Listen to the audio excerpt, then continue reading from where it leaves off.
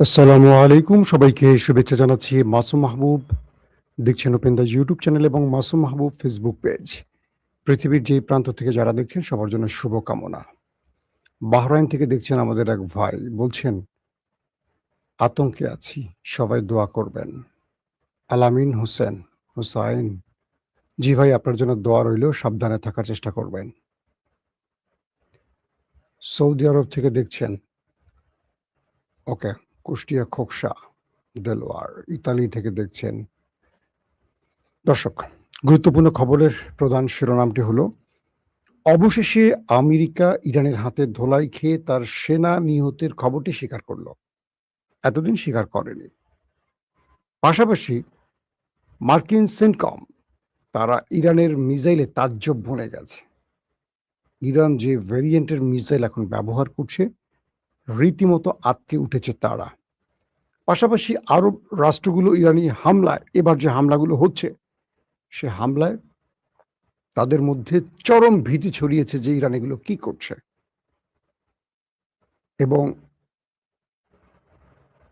আরো বেশ কিছু তথ্য আসছে। আমার ফেসবুকে বোধহয় লাইভটা যাচ্ছে না। একটা কি লিখলো?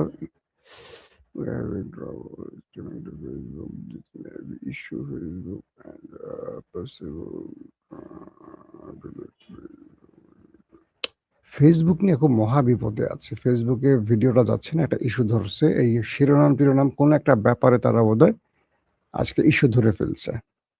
একটা ফেসবুকের অবস্থা এত করুণ, মানে এত ঘুরিয়ে পেঁচিয়ে শিরোনাম দেওয়ার পরও কাজ হয় না, আটকে দিয়েছে আবারও। পেজটা উঠতেই পারতেছে না। এই পেজটার উপর শুধু জুকারবার্গের কি বলবো কুনজর পড়েছে। দর্শক, আসেন আমি কয়েকটা গুরুত্বপূর্ণ খবর দিচ্ছি। হঠাৎ করে আমার লাইভ সেটআপের মধ্যেই ফেসবুক থেকে মেসেজটা আসছে, তাই মনোযোগটা ওইদিকে চলে গেছে। প্রথম কয়েকটা খবর আগে আপনাদেরকে জানিয়ে আসছি। সেটা হলো যে ইরানের ভেতরে আমেরিকা অ্যাটাক করছে, ইরান তার পাল্টা জবাব দিচ্ছে। প্রতিদিনকার ঘটনা। এর মধ্যে জর্দানে ইরানি হামলায় 2 জন মার্কিন সেনা নিহত হওয়ার পর যুক্তরাষ্ট্র ইরানের উপর নতুন করে হামলা শুরু করে। মার্কিন প্রেসিডেন্ট ডোনাল্ড ট্রাম্প বলছেন যে এই মৃত্যুগুলো খুবই দুঃখজনক ঘটনা, মানে তাদের সেনাদের যে মারা গেছে, এটা খুবই দুঃখজনক ঘটনা, খেয়াল করবেন তিনি। এবং তিনি আরো বলেন, আমরা ইরানকে কখনোই পারমাণবিক অস্ত্র তৈরি করতে দেব না। অর্থাৎ তার 2 জন সেনা যে নিহত হয়েছে, এটা খুবই দুঃখজনক ঘটনা, কিন্তু ইরানে যে এতদিনে কয়েক ডজন মারা গেছে, এটা নিয়ে তার কোনো বক্তব্য নাই। এবং তিনি বলছেন ইরানকে কখনোই পারমাণবিক শক্তির মালিক হতে দেবেন না। ইরানের শীর্ষ কমান্ডার আলী আবদুল্লাহিল তিনি যুক্তরাষ্ট্রকে সতর্ক করে বলেছেন, যে কোনো আগ্রাসন ও বর্বরতার জবাব ইরান সশস্ত্র বাহিনীর পক্ষ থেকে চূড়ান্ত বিধ্বংসী জবাব দেওয়া হবে। কুয়েতের রাষ্ট্রীয় মালিকানাধীন তেল কোম্পানি জানিয়েছে ইরানের হামলায় তাদের একটি প্রধান স্থাপনা ক্ষতিগ্রস্ত হয়েছে। এদিকে ইরাকি গণমাধ্যমের খবরে বলা হয়েছে, ড্রোন হামলার মুখে ইরবিলে অবস্থিত মার্কিন দূতাবাস আকাশ প্রতিরক্ষা ব্যবস্থা ধ্বংস হয়েছে এবং সেখানে বড় রকম ক্ষতির তথ্য তারা পাচ্ছেন। দর্শক, ক্ষেপণাস্ত্র ও ড্রোন দিয়ে উপসাগরীয় প্রতিবেশী দেশগুলোতে ইরানের হামলা অব্যাহত থাকায় বাহরাইনের সতর্কতামূলক সাইরেন বাজতেছে এখন পর্যন্ত। যুক্তরাষ্ট্র স্বরাষ্ট্র মন্ত্রণালয় এক বিবৃতিতে জানিয়েছে, সাইরেন বাজানো হয়েছে নাগরিক ও বাসিন্দাদের শান্ত থাকতে এবং নিকটতম নিরাপদ স্থানে চলে যাওয়ার আহ্বান জানানো হচ্ছে। যেটা ইসরায়েলে হতো, এখন সেটা প্রতিনিয়ত আরব দেশগুলোতে সাইরেন বাজা শুরু করছে, কারণ ইরান কি হলো, পেজ আছে না, পেজ গায়েব। তো এই অবস্থায় এবং 1 মাস আগে স্বাক্ষরিত যে চুক্তিটি হয়েছে, সেই চুক্তি 2 পক্ষ ভায়োলেট করায় এখন 2 পক্ষের মধ্যে মোটামুটি গন্ডগোল শুরু হয়ে গেছে, লড়াই শুরু হয়ে গেছে। ইরানের বিপ্লবী রক্ষী বাহিনী জানিয়েছে, তারা ইরাক সীমান্তবর্তী পূর্বাঞ্চলীয় খুজেস্তান অঞ্চলের শহর আহভাজে একটি মার্কিন MQ-9 ড্রোন প্রতিহত ও ধ্বংস করেছে। মার্কিন বিমান বাহিনীর একটি বিবরণ অনুসারে MQ-9 হলো একটি বৃহৎ দুর্নিয়ন্ত্রিত মানুষবিহীন আকাশযান, যা প্রাথমিকভাবে গোয়েন্দা তথ্য সংগ্রহ, নজরদারি, পর্যবেক্ষণ এবং বিমান হামলার জন্য ডিজাইন করা হয়েছে। এর আগে ইরানের এক হামলায় জর্দানে যে আমেরিকার সেনারা নিহত হয়েছে তার প্রতিশোধ হিসেবে আমেরিকা বড় আক্রমণ শুরু করছে বা করতে যাচ্ছে সেই ঘোষণাও আসছে, এবং আমেরিকার এই দাবিটি নিয়েও কিন্তু অনেক টাল বাহানা আছে। অন্যদিকে কুয়েতের সেনাবাহিনী এক বিবৃতিতে জানিয়েছে যে জনগণ যদি কোনো বিকট বিস্ফোরণের শব্দ শুনতে পায় তবে সেগুলো আকাশ প্রতিহত করার জন্য পাঠানো হবে। এক অর্থে এটি সাধারণ জনগণের জন্য একটি আশ্বাস যে তারা পরিস্থিতি নিয়ন্ত্রণে আনছে এবং তাদের প্রতিরক্ষা ব্যবস্থা যথেষ্ট শক্তিশালী। সুতরাং আমরা সে সতর্কবার্তা পেয়েছি এবং এখন পর্যন্ত ঘটনা প্রবাহ দেখার অপেক্ষা আছি। এটি কাতার থেকে আল জাজিরাকে জানিয়েছেন ললা খানের একজন প্রতিনিধি, তিনি বলেছেন এই বিষয়গুলো। এবং আরো বলা হচ্ছে যে কুয়েতের বিদ্যুৎ, লবণাক্ত পানি পরিশোধন কেন্দ্র এবং তেল স্থাপনাগুলোতে হামলা চালিয়ে বড় ধরনের ক্ষতি করেছে ইরান। বিশেষ করে একটি তেল ডিপোতে দমকল বাহিনী ও বেসামরিক নাগরিক সহ বেশ কজন আহত হয়েছে। কাতার বলছে বেসামরিক অবকাঠামোতে আঘাত হানার এই পদক্ষেপ সীমা লঙ্ঘন করেছে। আচ্ছা, কয়েকটা বিষয় একটু আমাদের নজরে আসছে। ইরানের ভেতরে যে হামলাগুলো হচ্ছে, ইরান কিন্তু সেম টাইপেরই আঘাতগুলো করছে। কিরকম? যে ইরান বলছে যে আমাদের যে অঞ্চলে যেভাবে আঘাত হবে আমরা সেম আঘাতগুলো তোমাদের দেশে করব, এটা ইরানের বক্তব্য। সেভাবেই তো ইরান আঘাতগুলো করছে, এখানে দুঃখ পাওয়ার কি আছে? আজকে মেহের নিউজ জানিয়েছে যে ইরানের হরমুজগান প্রদেশের সিরিক এবং হাজিয়াবাদ জেলার কাছাকাছি একটি এলাকাতে লক্ষ্যবস্তু মানে মার্কিন টার্গেট মার্কিন যুক্তরাষ্ট্র অ্যাটাক করেছে। প্রতিবেদন অনুযায়ী সিরিক হামলাটি হয় স্থানীয় সময় মানে ইরানের সময় রাত 1:30 এবং হাজিয়াবাদ জেলায় হামলাটি হয় রাত 2:10। গণমাধ্যমগুলো বলছে হামলায় কোনো হতাহতের খবর পাওয়া যায়নি এবং আবাসিক ও বাণিজ্যিক অবকাঠামোর কোনো ক্ষতি হয়নি। মার্কিন সামরিক বাহিনীর সেন্টকম তারা বলছে আমেরিকান সোশ্যাল মিডিয়া প্ল্যাটফর্ম এক্সে লিখেছে ওয়াশিংটন ঘোষণা করছে যে সর্বাধিনায়কের নির্দেশে শনিবার ইরানের বিরুদ্ধে নতুন করে বিমান হামলা চালানো হয়েছে।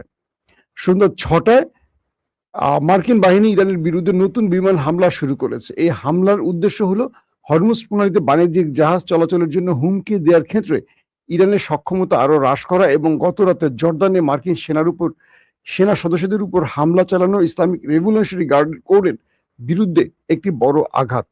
সেন্টকম শনিবার জানিয়েছে শুক্রবার জর্দানে ইরানের ব্যালিস্টিক ক্ষেপণাস্ত্র ও ড্রোন হামলায় বেশ কয়েকজন মার্কিন সেনা সদস্য নিহত ও এখনো বেশ কয়েকজন আহত রয়েছে, নিখোঁজ রয়েছে। অর্থাৎ সেন্টকম তারা অস্বীকার করছেন, কিন্তু ইরান কি বলছে আসেন সেটা একটু আমরা জানি। ইরান বলছে তারা যে অ্যাটাক করেছিল দখলদার দেশটির উপর, সেই অ্যাটাকের নিহতের সংখ্যা আরো অনেক বেশি, কিন্তু আমেরিকা সেটাকে সংখ্যা কমিয়ে প্রচার করছে, কারণ দেশের জনগণের চাপ আসবে তার উপর। কারণ ইতিমধ্যে দেশের জনগণ এই যুদ্ধটাকে অন্যায্য যুদ্ধ বলছে, কারা? আমেরিকানরাই, যে জন্য 80% জনগণ ট্রাম্পের এই যুদ্ধ নীতির বিরুদ্ধে দাঁড়িয়েছে।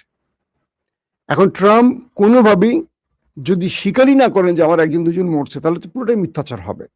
তাই সংখ্যাটা 2 জন, আর আহতের সংখ্যাটা এখনো অনির্ধারিত। কিন্তু ইরান বলছে তারা গত কয়েকদিনে শতাধিক আমেরিকান সেনাকে ওপারে পাঠিয়েছে ইরান। কোনটা সত্য কোনটা মিথ্যা এটা আমরা কেউ বলতে পারবো না। দর্শক, পাশাপাশি আজকে খুব গুরুত্বপূর্ণ কিছু তথ্য পাওয়া গেল। ইরান আমেরিকাকে সতর্ক করেছিল যে তোমরা হামলা বন্ধ করো, নতুবা 3 দিন পর, তোমাদের 3 দিন সময় দিলাম, এই 3 দিনের মধ্যে আমরা এমন কিছু সারপ্রাইজ তোমাদের দিব যেটা তোমরা এর আগে কল্পনা করোনি। তো আজকে জর্দান, কুয়েত, বাহরাইনে যে হামলাগুলো হলো, সেই হামলার কিছু বিবরণ আমেরিকার সেন্টকম নিজে দিচ্ছে। কি দিচ্ছে সেই বিবরণ? তারা বলছে ইরান যে মিসাইলগুলো মারছে, এই মিসাইলগুলো খুব স্পিডে আসছে, সঙ্গে সঙ্গে তার লোকেশন ট্র্যাক করে, তার অবস্থান ট্র্যাক করে মার্কিন প্রতিরক্ষা ব্যবস্থা যখন ইন্টারসেপ্ট করার চেষ্টা করে, তখন এটা খুব নিকটবর্তী অঞ্চলে চলে আসে ইরানের এই মিসাইল। এসেই এটা হঠাৎ করে তার গতিপথ পরিবর্তন করে আরো কয়েক গুণ স্পিড মুভ করে। অর্থাৎ এটা যখন ইরান থেকে আসে নির্ধারিত একটা স্পিডে আসে এবং সোজা রুট ধরে আসে। যখন আমেরিকা এটাকে ইন্টারসেপ্টের জন্য মিসাইল ছোড়ে, তখন এটা একটা নির্দিষ্ট পথে এসে তার গতিপথ পরিবর্তন করে, অর্থাৎ মার্কিন ইন্টারসেপ্টরকে ফাঁকি দেয় বা ধোকা দেয়। দিয়ে এটা এত বেশি স্পিডে মুভ করে, তখন আর কোনো ইন্টারসেপ্ট এটাকে তাড়া করতে পারে না বা ধ্বংস করতে পারে না। এরপর এটা এত মানে শক্তিশালী আক্রমণ চালায় যে ওই অঞ্চলে সিরিজ কয়েকটা ভবন একসাথে মানে দুমড়ে মুচড়ে যায়, লন্ড ভন্ড হয়ে যায়। তারা বলছে ইরান এই সময়টাতে এসে নতুন ভেরিয়েন্টের মিসাইল ব্যবহার শুরু করেছে, যেটা আমেরিকার ইন্টারসেপ্টর আটকাতে পারছে না।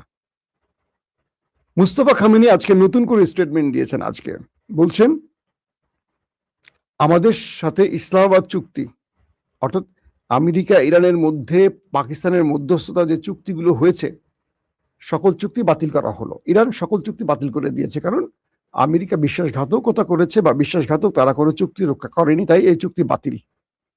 ইরান আমেরিকাকে এবার সবচেয়ে বেশি মানে সবচেয়ে বড় আঘাতটি করতে যাচ্ছে এবং সারপ্রাইজটি দিতে যাচ্ছে। মুস্তফা খামেনি বলছেন ইরান এবার আমেরিকাকে সবচেয়ে বড় আঘাত করতে যাচ্ছে। সে আঘাতের জন্য আমেরিকাকে প্রস্তুত থাকার নির্দেশনা দিয়েছে কে? মুস্তফা খামেনি ট্রাম্পকে। এর পরপরই আমরা কয়েকটা ভেরিয়েন্টের মিসাইল ব্যবহার দেখলাম, যে মিসাইলগুলো মোটামুটি জর্দানকে কাঁপিয়ে দিয়েছে, কুয়েতকে কাঁপিয়ে দিয়েছে, বাহরাইনকে কাঁপিয়ে দিয়েছে। জর্দানের মধ্যে ম্যাসিভ আকারে হিট করেছে ইরানের মিসাইল, যেটাকে ইন্টারসেপ্ট করতে পারেনি। তার ফলশ্রুতিতে প্রচুর মার্কিন সেনা ওপারে চলে গেছে। সংখ্যাটা কমিয়ে প্রচার করছে তারা, 2-3 জন এরকম বলছে। কিন্তু স্যাটেলাইট ইমেজে যে ভিডিওগুলো দেখলাম, ইরান যে মিসাইল হিট করছে বা ড্রোন শাহেদ 149 যে হিট করছে, ব্যাপক তাণ্ডব লীলা চালিয়েছে দেশটির ভেতরে। ট্রাম্প নতুন করে ঘোষণা দিয়েছেন তাদের সেনা নিহতের ঘটনার পর যে ইরান এখন জাহান্নাম নামাবেন তীরে। তিনি তার বাহিনীকে বলছে পুরো ইরানকে জাহান্নাম বানিয়ে ফেলতে। মার্কিন সামরিক বাহিনী সেনকম আমেরিকান সোশ্যাল মিডিয়া প্ল্যাটফর্ম এক্সে লিখছেন যে তারা এখন সবচেয়ে বড় প্রতিশোধ নিতে যাচ্ছেন ইরানের বিরুদ্ধে, এবং আমেরিকার ট্রাম্পের নির্দেশনা অনুযায়ী তারা এখন ইরানকে এটার জন্য সবচেয়ে বড় মাসুল গুনতে বাধ্য করবেন। কুয়েতের সেনাবাহিনী রবিবার জানিয়েছে যে তারা সাম্প্রতিক দিনগুলোতে ইরানের অব্যাহত হামলার পরিপ্রেক্ষিতে দেশটির সশস্ত্র বাহিনী বর্তমানে শত্রু ভাবাপন্ন ক্ষেপণাস্ত্র ও ড্রোন হুমকি জবাব দিচ্ছে। মার্কিন সামাজিক যোগাযোগ মাধ্যমে অর্থাৎ এক্স এর মাধ্যমে সেনাবাহিনী মানে কাতারের কুয়েতের সেনাবাহিনী জানিয়েছে যে কোনো বিস্ফোরণের শব্দ শোনা গেলে তা বিমান প্রতিরক্ষা ব্যবস্থা দ্বারা শত্রু লক্ষ্যবস্তু প্রতিহত করার ফল। অর্থাৎ তারা বোঝাচ্ছে জনগণকে যে সব আক্রমণ ভাববেন না, এগুলো আমরা ইন্টারসেপ্ট করতেছি, ইরানের আক্রমণকে আমরা ইন্টারসেপ্ট করতেছি। এছাড়া বাসিন্দাদের কুয়েতি কর্তৃপক্ষ জারি করা নিরাপত্তার নির্দেশনা মেনে চলার আহ্বান জানিয়েছেন। মানে দেশটার মধ্যে একটা জরুরি অবস্থা সৃষ্টি হয়ে গেছে, এবং কয়েকটি ক্ষেত্রে এরকম একটা অবস্থার মুখোমুখি হয়েছে যে আরব দুনিয়াগুলো এখন তারা আমেরিকাকে রীতিমতো অভিশাপ দেওয়া শুরু করেছে।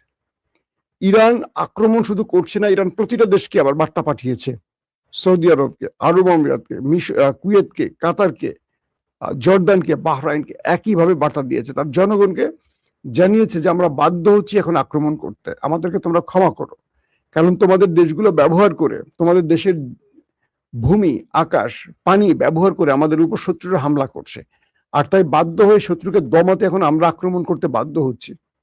তোমাদের যেই ক্ষতি হচ্ছে, এই ক্ষতির জন্য আসলে আমরা খুবই দুঃখিত। মানে ইরান মুসলিম বন্ধুদেরকে এভাবে বলছে। কখন এটা বলে? যখন তারা একটা মুসলমান আর একটা মুসলমানকে মারতে চায় না, কিন্তু মারতে বাধ্য হচ্ছে। আজকে আপনারা দেখেন বাংলাদেশের অনেক আলেম, আমি যাদেরকে শ্রদ্ধা করি, আলেম আমার কাছে মাথার তাজ। আমি কখনো আলেমদের নিয়ে সামান্য কটূক্তি করি না, কিন্তু একজন মানুষ হিসেবে, সত্য বলার সারথি হিসাবে আমি আপনাদেরকে কয়েকটা কথা বলি। যে আলেমরা বিভাজন তৈরি করেন আকিদার জন্য, আমি সেই সব আলেমদেরকে সত্যিকার অর্থে বলবো আপনারা অনেক বড় ক্ষতি করছেন। আপনাদের হয়তোবা অনেক কিতাব পড়া হয়েছে, কিন্তু অনেক ইতিহাস পড়া হয় নাই। আমি আপনাদেরকে ইতিহাস পড়তে বলবো। আল্লাহ রসুলের খেলাফত থেকে শুরু করে আজকে বাংলাদেশ পর্যন্ত মুসলমানদের পরাজয়ের প্রধান কারণ কি জানেন? এই আকিদার দ্বন্দ্ব, শিয়া সুন্নি দ্বন্দ্ব, মুসলমানদের মধ্যে ফিতনা সৃষ্টি, মাসলা দিয়ে একে অপরকে গালিগালাজ করা। যখন আব্বাসীয় খেলাফতের উপরে বড় অ্যাটাক করে মঙ্গলরা, যখন আব্বাসীয় খেলাফত পুরো পৃথিবীতে জ্ঞান বিজ্ঞানের উৎকর্ষের মাধ্যমে পৃথিবীকে আলোকিত করছিল, মুসলমানরা তত্তর করে এগিয়ে যাচ্ছিল, মুসলিম সাম্রাজ্য বিস্তার লাভ করছিল, তখন এই আব্বাসীয় খেলাফতের মধ্যে ঢুকে গিয়েছিল ফিতনা, হালাল হারাম আকীদা, এগুলো একটা সময় এই দ্বন্দ্বে যখন মুসলমানরা দুর্বল হয় তখন মঙ্গলরা অ্যাটাক করে, পুরো হালাকু খানরা অ্যাটাক করে পুরো আব্বাসকে ভাসিয়ে দেয় রক্তের বন্যায়, পুরো জ্ঞান বিজ্ঞানের সেই লাইব্রেরি ধ্বংস করে দেয়, লক্ষ লক্ষ মুসলমানকে জবাই করা হয়, মুসলমানদের রক্ত একদম সাগর লাল হয়ে যায়। প্রায় 1 মাস সেই নদী সাগর লাল ছিল মুসলমানদের রক্তে, কারণ এই সুযোগটা মুসলমানরা তৈরি করে দিয়েছিল। অমুক বলতো তুই কাফের, অমুক বলতো তুই হালাল, তুই মুনাফেক, তুই ইহুদি, তুই প্যান পরছিস, এটা জায়েজ কি এটা জায়েজ না। আজকে সেই আলেমরা আবার তর্ক শুরু করছেন। দেখেন, ইতিহাস পড়বেন, আমি আলেমদের বলি আপনারা শুধু বড় বড় কিতাব পড়ে বসে থাকলে হবে না, ইতিহাস পড়বেন। এই ইতিহাসগুলো কেন প্রয়োজন? একদল আরেক দল বলছেন ওদের আকীদা ঠিক নাই। আচ্ছা, আমার একটা প্রশ্ন, কাউমির আলেমদের কাছে, আমি কাউমির আলেমদেরকে প্রচন্ড ভালোবাসি, যতটা আমি অন্য দলকে ভালোবাসি, আমি ভালোবাসি ততটুকু কাউমির আলেমদের। আপনাদের তো আকীদা ঠিক আছে, তাহলে আপনাদের মধ্যে এতগুলি গ্রুপ কেন? এই উত্তরটা আমাকে একটু কমেন্ট করে দেবেন। সকল ইসলামী দলের আকীদা বাদ দিলাম, কাউমি পন্থী আলেমদের এতগুলো দল কেন যদি আপনাদের আকীদা ঠিক থাকে? আপনারা ইসলামী দলগুলোকে নিয়ে আকীদা নিয়ে কটাক্ষ করেন, কিন্তু এই বাংলাদেশে কোন একটি ইসলামী দল কি বাংলাদেশের জন্য ক্ষতিকর? যতগুলো ইসলামী দল আছে আলহামদুলিল্লাহ প্রত্যেকে বাংলাদেশের জন্য, আমি মনে করবো এরা সোনার ছেলে জন্ম দিয়েছে। কিন্তু আপনারা দিন শেষে আসলে কার এজেন্ডা বাস্তবায়ন করছেন? আমার বারবার মনে হচ্ছে এই বড় বড় জুব্বা, বড় বড় দাড়ির আড়ালে অন্য কেউ নেই তো, যারা যুগে যুগে মুসলমানদেরকে বিভ্রান্ত করার জন্য তাদের চেহারা বা ছদ্মবেশ ধারণ করেছে? কেন জানি আমার তাই মনে হচ্ছে। অতএব আপনার ঈমান ঠিক রাখতে হলে কোরআন এবং হাদিসের বিকল্প কাউকে আপনারা মাথার তাজ বানাবেন না, কারণ যাকে তাজ বানাবেন সে যে কোনো সময় ইবলিসও হতে পারে। আল্লাহ হাফেজ।